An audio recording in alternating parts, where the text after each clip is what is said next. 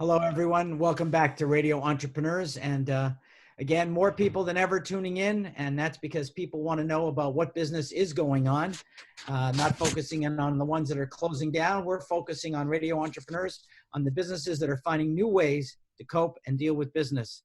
Our next guest, our regular reporter, Phil Sharkey, president of the Hire Authority. And today we're going to talk about celebrity liars. Okay. Yes, Jeff, thank you. Thank you for connecting again today. A pleasure to be with you guys. Thank you. So, what do you mean by celebrity liars? Yeah, Jeff, and again, we've talked about my business and what we do with the background screening for small, medium, and large companies. And what I see is it can be on this grand scale. If you're going to enjoy these people I've listed today, this list of 20, I've trimmed it down with our time for you. But liars don't change. And whether it's a small company, an entrepreneur is hiring one person, or these examples I'm going to read to you shortly, people need to know, you need to be aware that 33% now, was 20%, 30%, now it's 33% of the backgrounds we conduct show fraudulent information and liars. That is unbelievable. And that's just the 33 that aren't good at it. Exactly. The real pros are really tough to catch. I think you're going to enjoy these stories we got for you today. Okay. So Jeff, this list was compiled by myself, my staff, and Miss Diana Cook. It's very prestigious. Let's start, first of all, in the military field. I'm a big fan of the military. I'm one of those guys that always stops people, the servicemen, and says, thank you for your service.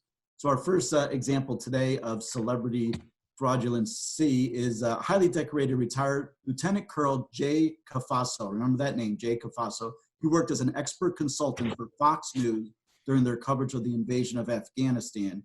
And who better to help Fox producers navigate the inside world of the U.S. military than a man who served in Vietnam? He said he was honored for the Silver Star for bravery. His resume did not end there, Jeff. He also said in 1980 he was part of Operation Eagle Claw. This was a secret mission to rescue U.S. hostages in Iran. So this man knew counterterrorism firsthand. Unfortunately, it was also a bit difficult to deal with. His demeanor began to wear on the nerves of the staff members, and eventually the Washington bureau chief for Fox News, Kim Hume, let him go. But she still held him in high regard, and she mentioned that he made crucial contributions to their coverage of the war on terror, and he helped take Fox war coverage to the next level. Unfortunately, upon being reviewed, they did a lot of research. They found that he had no service time at all. He served 44 days of boot camp in 1976, for which he was discharged from the service, presumably for being difficult like he was eventually. So again, no Silver Star for bravery, no special boot, mission he was on. 44 days in boot camp was his whole. So that was Jay Cafaso.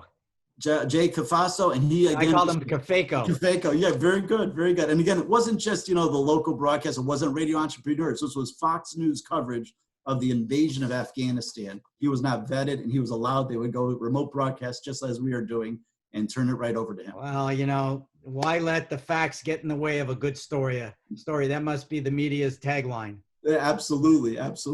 Let's move into, would you like to move into Homeland Security, if we would? This is sort sure, of. Why not? That's right. Nothing to bite. I'm going to the top dogs for you, Jeff. So we have a Dr. Laura Callahan, and she held the most important IT position in the country. She was the Department of Homeland Security Deputy Chief Information Officer. We're talking about the person who managed databases full of information on terrorism here, the top dog. And for good reason. She had spent years holding the position down for the Department of Labor, and she had a PhD in computer science along with multiple other degrees. And if you didn't know it, she'd be the first one to tell you. She made it clear to everyone she dealt with that she was the preeminent expert in her field. She led with a my way or highway style, and anyone that questioned her was fired or let go or reprimanded. She demanded to be addressed as doctor at all times, and mentioned her degree 9 times in her single-page biography, 9 times. And why not, Jeff? She surely earned it. Well, maybe not. After years of this, an investigator in the government did some digging, and they found out that Callahan's PhD and actually all 3 of her degrees had been purchased from an online diploma mill within the space of 1 year. We see that a lot in my screening. There's these online informational, you can just go get a degree, get them printed out for a certain amount of money. In a cunning move, she would also have them backdated so they didn't get them all at once. She got them at appropriate time. She was smart enough to figure that out. So again, I remind you that she was a Department of Homeland Security Deputy Chief Information Officer. That meant she was in which administration? Yeah, that I don't have. It looked like it was the time frame wasn't quite clear as to when she did that, but I'd like to find it out as well. I'll get to it next time. So But she was that's Laura Liaham. very good. I like how you jump in with the names. You're very good. And she was classified material. She was responsible for the kind of important things like, Homeland Security. So I could be tweeting for President Trump. she could have. She could have been. No, I could with the Liaham. Yeah, you could absolutely. You would fit. You'd be. You might make the list then. So that to me is just mind-boggling that the government did that. Now you would assume because of this, the government did look into the federal employee stockpile at the time, and the Government Accountability Office looked into it, and they found only 500 more people who did the same thing. That was more than half of the employees in the Department of Defense at that time. Wow. Again, only 500, leaving us very self-assured with our government. Yeah, a little reason to go, oh boy, right? Yeah. Jeff, let me stay close to home now. Let's stick in Massachusetts and go to Marilee Jones. I'm glad you didn't come into my house. All right, she was the Mass. I don't know if you heard this school, but Mass Institute of Technology. What was her name again? Marilee Jones. So MIT is known for two things, Jeff: being incredibly difficult to get into and having extremely high standards. And Marilee Jones was the gatekeeper for the school, known for this rigorous admission standards. And as such, she had a pretty impressive pedigree herself. She boasted degrees from RPI, Rensselaer Polytechnic Institute, and Union College and Albany Medical College, 3 degrees. So very impressive for Ms. Jones. Impressive. In 2001, she received the MIT Excellent Award for Leadership Change, which recognized her ability as the Dean of Admissions. And she also co-authored the book, Less Stress, More Success, a new approach to guiding your team through college admissions. And as I have an 18-year-old, I could appreciate that process. She was held in high esteem, spoke all over the country about MIT, gave addresses at Middlesex School, very impressive. Unfortunately, Jeff, it was revealed that she made up her entire educational history. She had no degree from the 3 schools at all. She had been fudging her credentials for over 28 years at MIT. 28 years she held the position. They never caught her until the 28th year. So she never graduated any of those schools with degrees. We got a lot of fake degrees. Congratulations to Marilee Jones. she was very good, very good.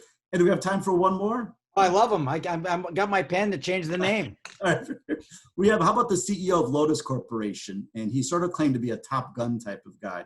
So his name is Jeffrey Pappas. And he was what was that last name? Pappas. That's Papos, if people like to Google him. And he was the president and CEO of Lotus Corporation. And if you could picture sort of a geeky Bill Gates looking dude, you got the wrong guy. This guy was buff, worked out, looked like a Top Gun type of guy.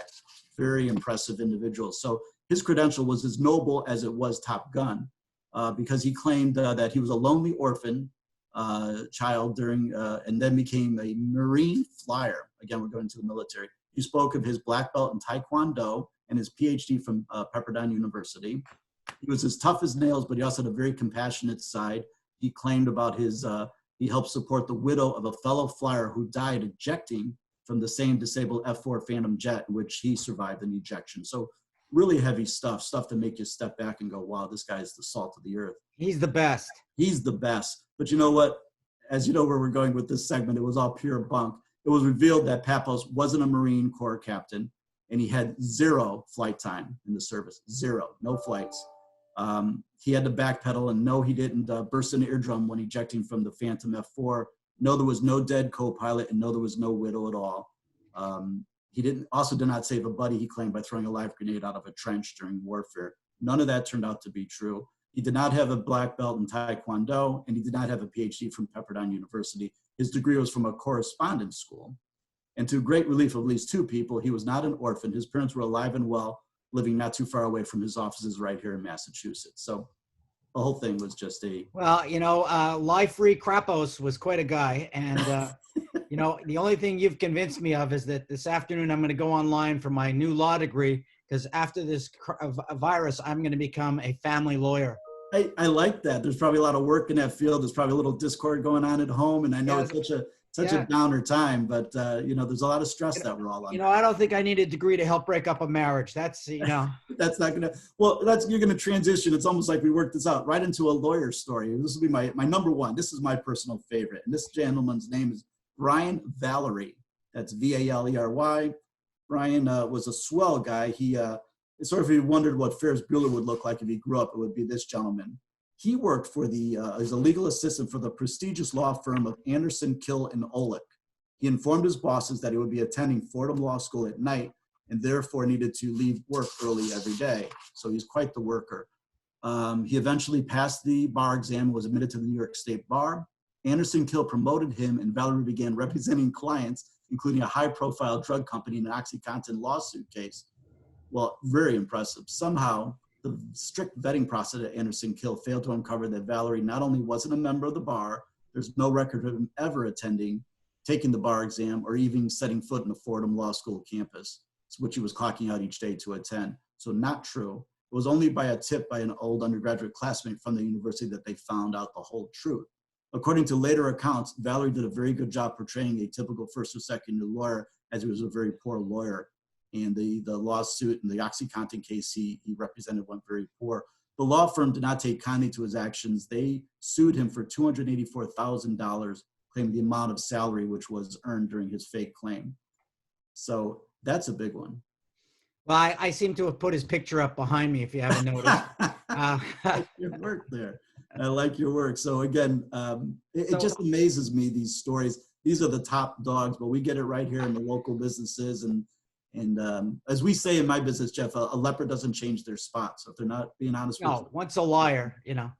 I hope if you can send me those, I really appreciate that list. If I could use that list with some people. It's quite impressive. It really is. And again, it's sort of mind-boggling that these entities did not just do a simple background check. And I guarantee you a background check that we conducted, our level 1 or level 2, would have surfaced all these mostly educational false claims, things that could be easily traced. Right. Easily. Right.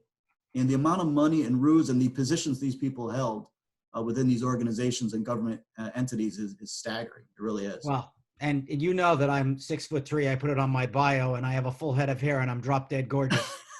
So I do know that. Of course, the video today may and I have 185 IQ.